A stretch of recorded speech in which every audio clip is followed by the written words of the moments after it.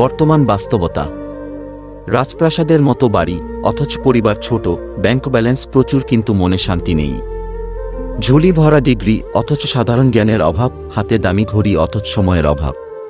প্রচুর ফেসবুক বন্ধু, কিন্তু বিপদে খোঁজ নেওয়ার কেউ নেই। আজকাল মানুষ মজা কম করে, মজার ছলে অপমানটাই বেশি করে। মানুষ অপরাধীকে খোঁজে শাস্তি দেওয়ার জন্য, আর আমাদের উপরওয়ালা অপরাধীকে খোঁজে ক্ষমা করে দেওয়ার জন্য। মনে রাখবেন, যে যত মিশুক হয়, মানুষ তাকে তত সস্তা মনে করে। সম্পর্কে স্বাধীনতা থাকলে মিথ্যে বলার প্রয়োজনই পড়ে না।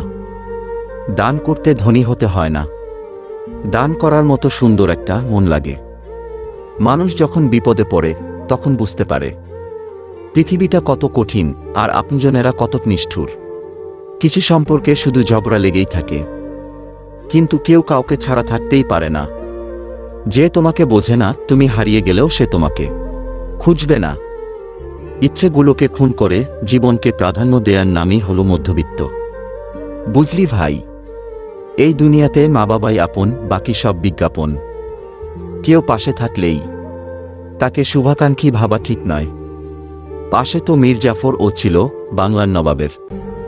স্বার্থপরদের তুমি কখনোই বুঝাতে পারবে না তারা স্বার্থপর, কিন্তু তারা তোমাকে উল্টে প্রমাণ করে ছাড়বে তুমি নিজেই স্বার্থপর।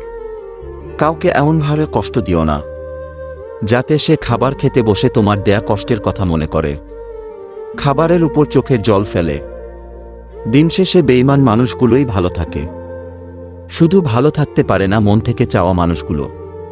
মানুষের থেকে তার ছায়া বড় হলে সূর্য অস্ত যায়, মানুষের থেকে তার অহংকার বড় হলে মানুষ অস্ত যায়।